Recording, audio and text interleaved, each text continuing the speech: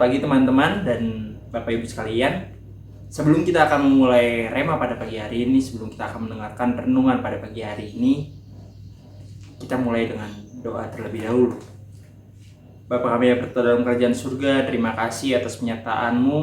Engkau telah memimpin kami dan pada pagi hari ini kami akan mendengarkan sebagian dari firman-Mu ya Bapa. Kiranya ini akan menjadi teguran bagi kami, menjadi pelajaran bagi kami ya Bapa. Dan kami serahkan sepenuhnya ke dalam tangan-Mu ya Yesus. Hanya dalam nama-Mu kami bersyukur. Amin.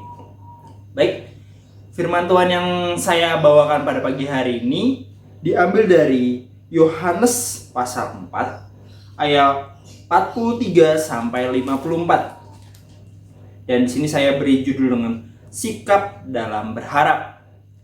Kita akan baca terlebih dahulu dari Yohanes pasal 4 ayat 43 sampai 54. Beginilah firman Tuhan.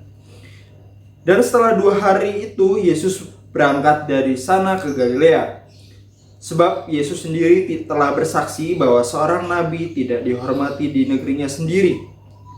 Maka setelah ia tiba di Galilea, orang-orang Galilea pun menyambut dia, karena mereka melihat segala sesuatu yang dikerjakannya di Yerusalem pada pesta itu, sebab mereka sendiri pun turut ke pesta itu. Maka Yesus kembali lagi ke Kana di Galilea, di mana ia membuat air menjadi anggur. Dan di Kapernaum ada seorang pegawai istana, anaknya sedang sakit.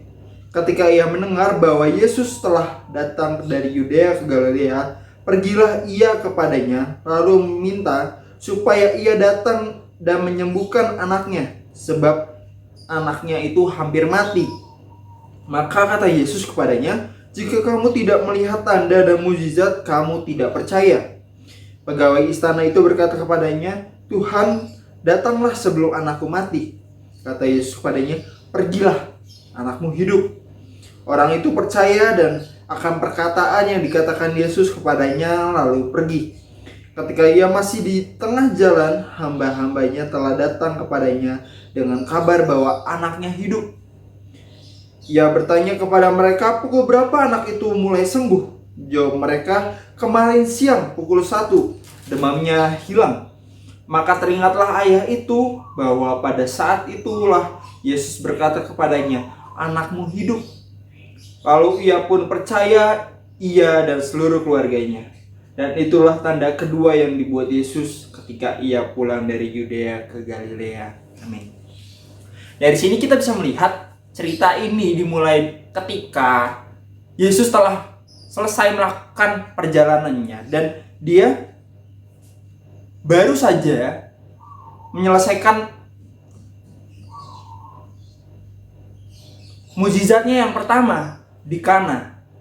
Mukjizatnya yang pertama di Kana. Maka Yesus kembali lagi ke Kana di Galilea, di mana ia membuat air menjadi anggur. Dan di Kapernaum ada seorang pegawai istana, anaknya sedang sakit. Nah, di sini kejadiannya setelah Yesus melakukan mukjizatnya yang pertama, mengubah air menjadi anggur. Nah, kali ini Yesus bertemu dengan seorang pegawai istana. Seorang pegawai istana yang anaknya sudah mati, sedang sakit, lebih tepatnya. Dan ketika ia mendengar itu, dia merasa kasihan tentu saja ya. Lalu bagaimana, apa sih yang terjadi di sini? Maka kata Yesus kepadanya, "Jika kamu tidak melihat tanda dan mukjizat, kamu tidak percaya." Nah, bisa kita lihat di sini bahwa kebanyakan daripada kita, sebagian daripada kita, mungkin semua daripada kita, terkadang kita tidak bisa percaya dengan apa yang Tuhan telah akan sediakan. Dan kita terkadang merasa apa yang Tuhan berikan itu terkadang terlambat. Nah, di dalam masa-masa seperti ini, di masa-masa kita dalam masa pandemi yang sudah berlangsung sejak tahun kemarin, sudah setahun kita merasakan pandemi ini, kita pasti berharap kepada Tuhan. Kita berharap kepada Tuhan agar pandemi ini cepat selesai. Mungkin selain itu, kita memiliki masalah yang lain, baik dari masalah ekonomi, masalah di sekolah, masalah di perkuliahan, masalah di dalam pelayanan, Semuanya memiliki masalah masing-masing. Tetapi sudahkah kita berharap kepada Tuhan? Nah, tetapi mungkin memang banyak daripada kita sudah banyak yang berharap kepada Tuhan. Seperti orang ini, ketika anaknya sedang jatuh sakit, kita berharap kepada Tuhan, kita meminta kepada Tuhan. Tetapi terkadang kita berharap dan memintanya itu kurang ajar, mohon maaf. Secara kurang ajar. Bagaimana bisa dikatakan kurang ajar? Kita sudah meminta, tetapi kita juga memaksa Tuhan. Tuhan pokoknya harus sembuh. Tuhan pokoknya harus ini. Tuhan pokoknya harus terjadi.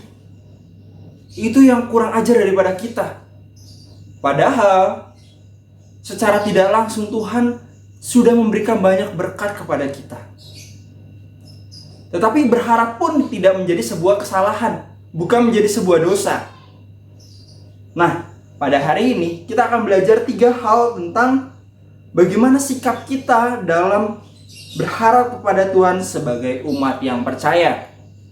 3 hal yang akan kita pelajari pada pagi hari ini. Yang pertama adalah berharaplah dengan sungguh-sungguh. Berharap dengan sungguh-sungguh, tidak hanya setengah-setengah. Seperti seorang bapak ini, seorang pegawai istana ini, dia berharap berharap pada Yesus untuk menyembuhkan anaknya yang sedang sakit parah. Dia berharap bahwa Yesus bisa dapat menyembuhkan, membuat mukjizat kepada anaknya. Dan dia mau Tuhan Yesus melakukan sesuatu agar anaknya bisa sembuh. Dan dia berharap dengan sungguh-sungguh. Seorang ayah pasti tidak akan ingin kehilangan seorang anaknya. Begitu pula di dalam kehidupan kita. Ketika kita melakukan sesuatu dan kita berharap akan sesuatu, dan itu sangat penting untuk kehidupan kita. Bagaimana kita sudah berharapkah kita sungguh-sungguh kepada Tuhan? Kita tahu bahwa Tuhan ada untuk kita. Tuhan akan ada untuk membantu kita. Tuhan ada untuk di samping kita, siap menolong kita. Tapi sudahkah kita berharap dengan sungguh-sungguh? Ataukah kita hanya dengan hari ini, tadi pagi sudah berdoa, besok lagi deh berharap pada Tuhan ya. Besok lagi deh. Besok lagi. Tetapi tidak seperti itu yang Tuhan harapkan. Kesungguhan daripada hati kita, itulah yang Tuhan harapkan daripada kita.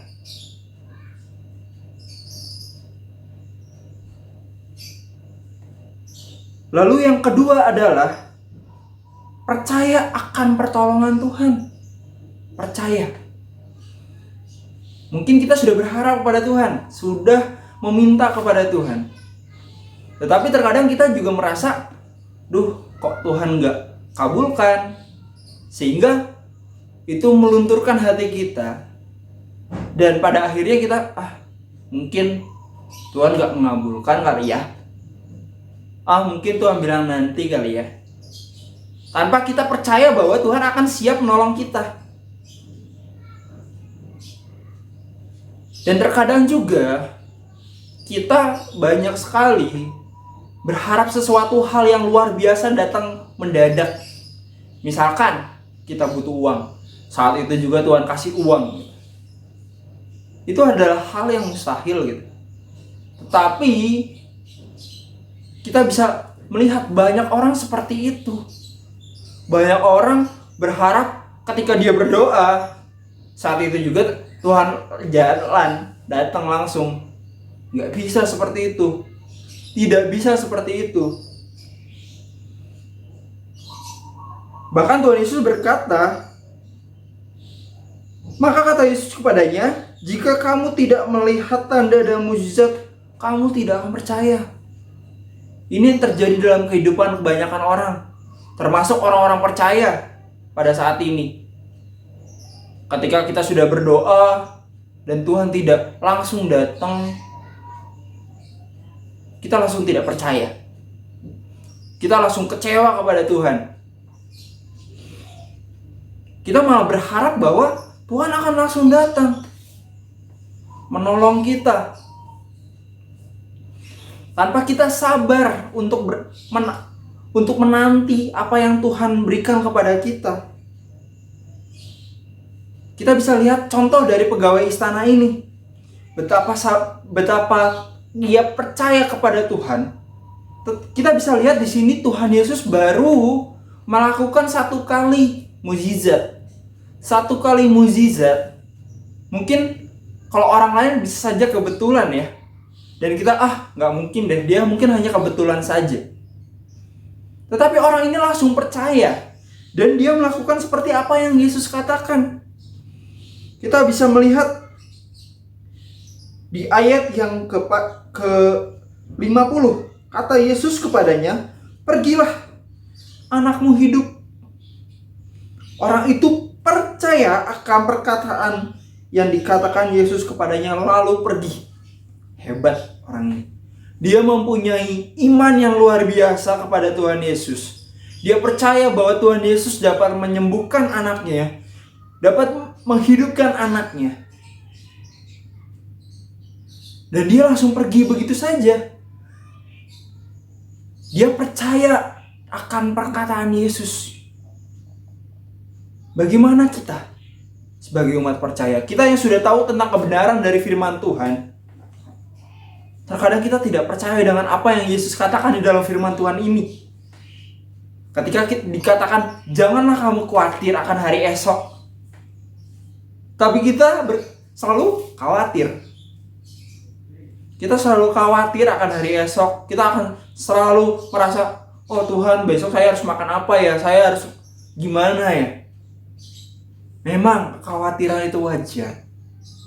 Tetapi terkadang kekhawatiran itu berlebihan sehingga kepercayaan kita kepada Tuhan itu menjadi luntur. Lalu bagaimana sih seharusnya yang selanjutnya? Ketika kita percaya kepada Tuhan, Tuhan pasti akan menolong kita.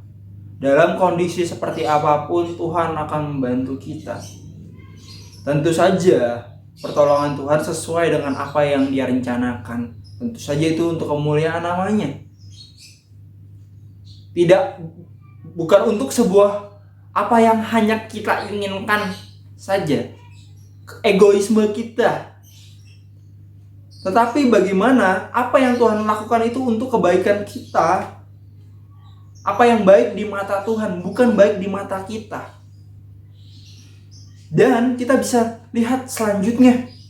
Apa sih yang selanjutnya yang harus kita lakukan ketika berharap kepada Tuhan? Ketika harapan kita sudah terwujud, apa sih yang kita lakukan?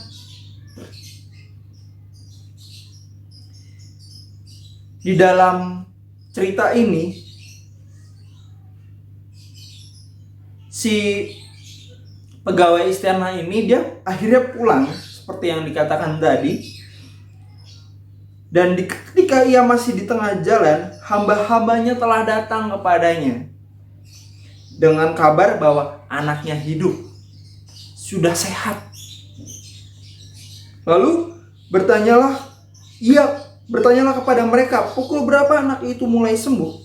Jawab mereka, kemarin siang pukul 1 demamnya hilang.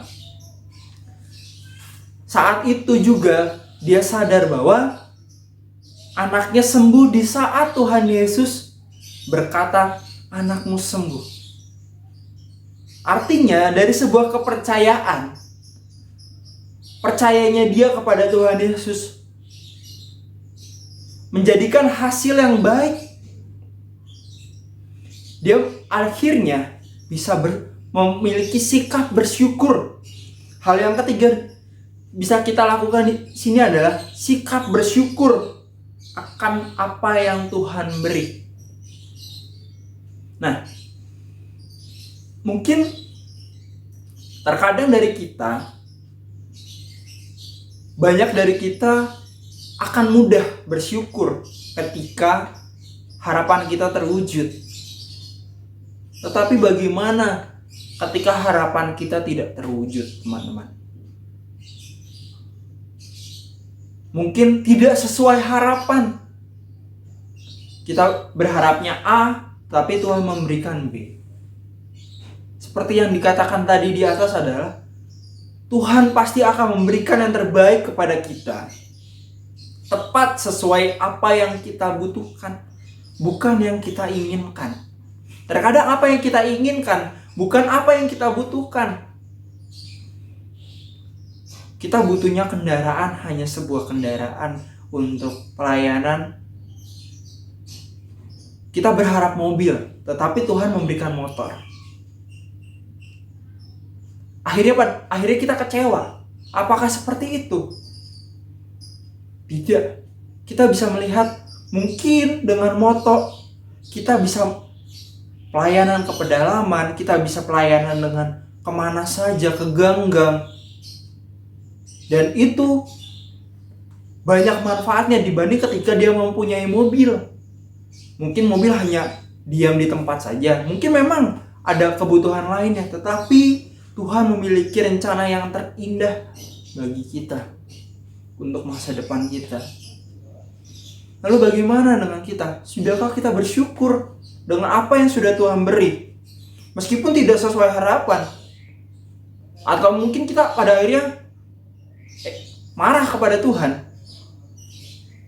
Seharusnya kita sebagai umat percaya tidak seperti itu. Kita harus percaya kepada Tuhan. Kita harus bersyukur dengan apa yang telah Tuhan beri kepada kita. Hingga pada akhirnya kita akan selalu merasa tercukupi. Karena Tuhan pasti akan memberikan tepat pada waktunya. Dan Tuhan akan memberikan sesuai dengan apa yang kita butuhkan, bukan dengan apa yang kita inginkan. Dan harapan itu pasti ada pada Yesus. Mari Bapak Ibu Saudara sekalian, saya ajak Bapak Ibu Saudara sekalian untuk berharap sepenuhnya kepada Tuhan, percaya sepenuhnya kepada Tuhan, dan jangan lupa untuk bersyukur. Jangan menjadi seorang yang egois. Jangan menjadi seorang yang semaunya sendiri. Dan kita harus percaya sepenuhnya kepada Tuhan Yesus. Dan jangan lupa untuk berharap, percaya, dan bersyukur. Amin. Mari kita berdoa. Bapa kami yang berada dalam kerajaan surga, terima kasih atas penyertaan-Mu. Dan kami telah belajar satu hal kembali, bahwa kami harus berharap sepenuhnya kepada-Mu ya Tuhan. Berharap dengan sungguh-sungguh. Lalu kami juga harus percaya kepada-Mu ya Tuhan. Dan pada akhirnya kami bersyukur dengan apa yang Engkau berikan kepada kami. Dan kami percaya bahwa Engkau memberikan kami tepat pada waktunya. Dan kami percaya bahwa Engkau ada untuk kami ya Bapa.